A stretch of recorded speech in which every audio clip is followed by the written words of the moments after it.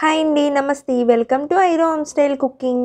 ఈరోజు పెసరపప్పుతోని ఒక రెసిపీ చూపిద్దాం అనుకుంటున్నాను. చాలా కమ్మగా, చాలా రుచిగా ఉంటుంది. అదేనండి పెసరపప్పు చారు అనమాట. చాలా టేస్ట్గా, చాలా బాగుంటుంది. పెసరపప్పు చారు ఒంటికి చాలా చలవ చేస్తుంది. అందుకే నేను ఈరోజు పెసరపప్పు చారు ఎలా తయారు చేయాలనేది చూపిస్తున్నాను.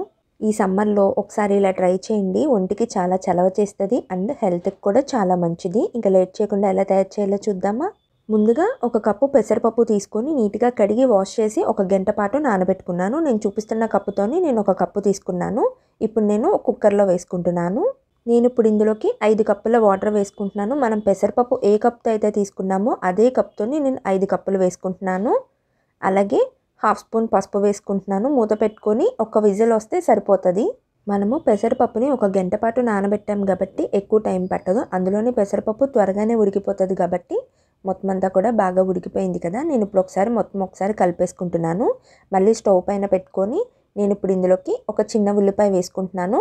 అలాగే మనం కారం వేయం కాబట్టి ఒక 5-6 పచ్చిమిరపకాయలు వేసుకుంటున్నాను. అలాగే నేను టమాటాలు కూడా వేసుకున్నాను. ఒక 2 టమాటాలు వేసుకొని మనం చారు చేస్తున్నాం కాబట్టి నేను ఇంకొక 2 కప్పులు వాటర్ వేసుకున్నాను. అలాగే కరివేపాకు కూడా వేసుకొని మరొకసారి మొత్తం అంతా కూడా బాగా కలుపుకుంటున్నాను. మంటని మీడియం ఫ్లేమ్లో పెట్టుకొని పెసరపప్పు చారుని ఇప్పుడు ఉడికించుకుందాము. ఇప్పుడు ఒకసారి చూద్దాము. చూసారు కదా పెసరపప్పు చారు ఉడుకుతుంది కదా. ఒకసారి మొత్తం అంతా కూడా కలుపుకుంటున్నాను. అలాగే నేను ఇప్పుడు ఇందులోకి ఒక 3 స్పూన్లు చింతపండు రసం వేసుకుంటున్నాను. మీ పులుపుకి తగ్గట్టుగా వేసుకుంటే సరిపోతుంది. అలాగే మనం ఇందులోకి ఉప్పు వేయలేదు కాబట్టి రుచికి సరిపడా ఉప్పు కూడా వేసుకొని ఒకసారి మొత్తం అంతా కూడా కలుపుకుంటున్నాను. చింతపండు రసం వేసాం కాబట్టి ఇంకొక 2 నిమిషాలు ఉడికించుకుందాము. ఉడుకుతున్నప్పుడే మనం 1/2 స్పూన్ మిరియాల పొడి కానీ వేసుకున్నట్టయితే చాలా టేస్ట్గా చాలా బాగుంటుంది. చాలా కమ్మగా కూడా ఉంటుంది. మొత్తం అంతా ఒకసారి కలుపుకున్న తర్వాత మనం పెసరపప్పు చారుని కొంచెం దగ్గరికి రానిస్తే సరిపోతుంది.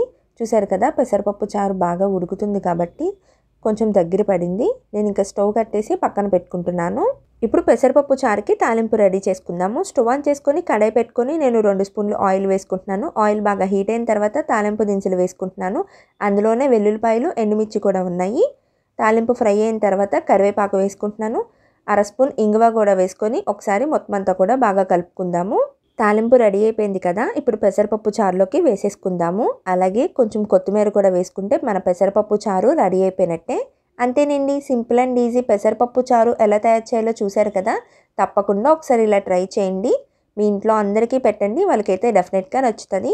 మా వీడియోస్ కానీ మీకు నచ్చినట్టయితే లైక్ చేయండి, షేర్ చేయండి, సబ్స్క్రైబ్ చేయండి. మా వీడియోస్ ఎవరైనా కొత్తగా చూస్తున్నట్టయితే ఛానల్ని సబ్స్క్రైబ్ చేసుకుని పక్కన ఉన్న బెల్ ఐకాన్ని క్లిక్ చేయండి. మా నోటిఫికేషన్స్ మీకు వస్తే థ్యాంక్స్ ఫర్ వాచింగ్.